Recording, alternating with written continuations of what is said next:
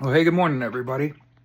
My name is Jared, and I host a daily live podcast where we discuss news and politics. In fact, it's about 10 minutes before I go live. And I wanted to sit down here because I keep thinking about this and I don't want to say it out loud or like on a video or in a podcast because, like, holy shit, Jared, what the fuck? But I can't help but think about how this is rich versus poor. It's not left versus right.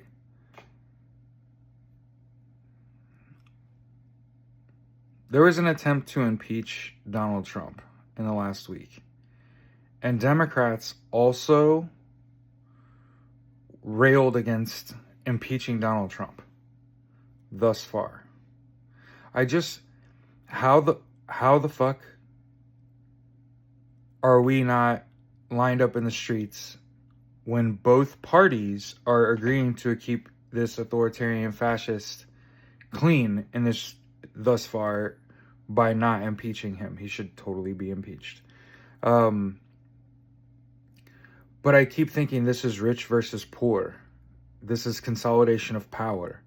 The people that are also powerful that aren't doing anything and aren't talking about the stuff that we've been talking about on my channel, on my show. We're talking about the team of 1,500 to 1,800 lawyers working for Kamala Harris nonstop since before the election. We're talking about how their regime has not come out and spoke on the results of the election, namely, have not spoke on the results of Executive Order 13848, which again, they knew back before Christmas. So keep that in mind. Now, again, one of the things I have to commend the prior administration from what they did was prepared the people that were going to be left behind, and they looked at Project 2025 and they safeguarded as much as they could. Remember, they backfilled, right?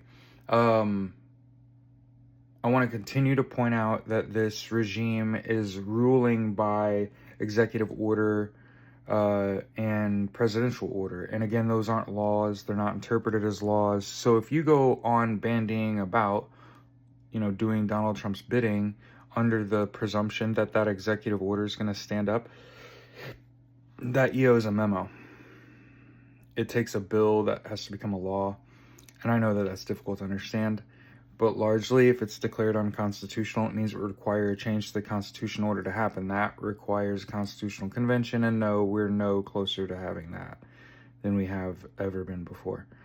Stop fear-mongering, motherfuckers. And understand that, and again, what I'm saying sounds like fear-mongering, but here's what I think that is happening. All the people that have money are trying to hold on to their money knowing that the stock market isn't it, right? So they're being bribed. And Donald Trump, think about this, he's just the most outward facing. There are plenty of rich people right now that are taking bribes. They'll work with anyone. They think there's no negative impact from my behavior. I'll never suffer negative consequences. Because what I see is them hoarding money, right, at the expense of people that can't fight back against them anyway, or for them really, that are effectively just meat shields. The poor, disabled people, the elderly. I just want to point out, they were cheering in the halls of Congress yesterday, passing a bill cutting Medicaid's budget by like $200 billion fucking dollars. So be prepared, all of you who have said it'll never happen to me. Start getting familiar with filial law. When your parents and your grandparents, when they start losing their benefits and they can no longer live on their own, guess who they're coming to live with? So understand this, that as they continue to assault the poor and the elderly and the sick in this country to death, the plan is to make the people that disagree, the dissident, to make the dissident into the prisoner, the slave prisoner. So I'm going to keep saying they're very clearly hoarding wealth and power with the intent of either mass death or either mass death or mass slave labor.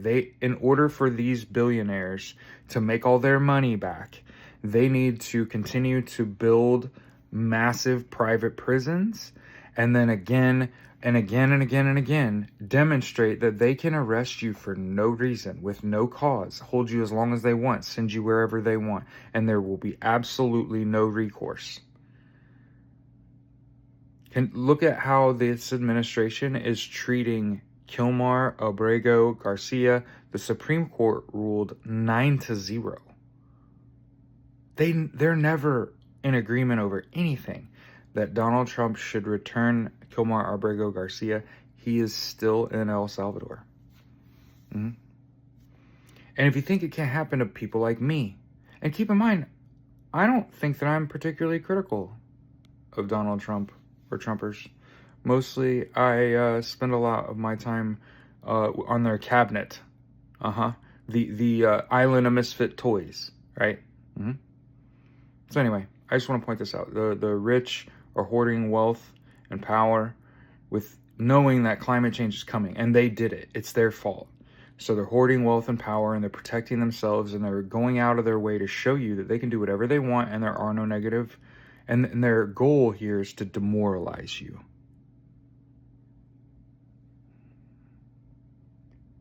If I were you, I would be emboldened. I would scream until they throw me into the Hague. Or whatever that place is, CCOT. Right? You need to be screaming into the void. This is wrong. Stand up for people that don't look like you. Know that it's not about you, right? And I know that every day it's like you wake up and it's like something horrible and new is going on. But at the end of it all, you have to understand how ineffective this is. Scaring people and pissing people off, those are small crime, right? Remember, I keep telling you, the reason that nothing's happened is because people aren't dying yet. Kilmar Abrego Garcia, if he dies, that's a big deal. Any of those people that he deported to El Salvador, if any of those people die, if they change hands, it's a big deal. But remember this, threatening to commit a crime and committing a crime are way different things. And I want to make sure everybody remembers that. Oh, Donald Trump said some horrible shit. Right. Is it a crime? Shut the fuck up. Start talking about the actual criminal acts, right? Instead of this nonsense shit. Oh, he accepted an airplane. Yeah, emoluments clause. Like, clearly he doesn't give a shit about, like, norms are meant to be broken. Rules are meant to be broken, right? Clearly he has that attitude. Like, why are we focused on that and not on the fact that they cheered in the halls of Congress when they cut social safety nets by $200 billion yesterday? They literally just kneecapped poor people, and they cheered for it. Elected officials did that. Your elected officials did that. I don't care if you're a Republican or Democrat. Your elected officials cheered killing poor people yesterday in the halls of Congress in the United States. Have a day.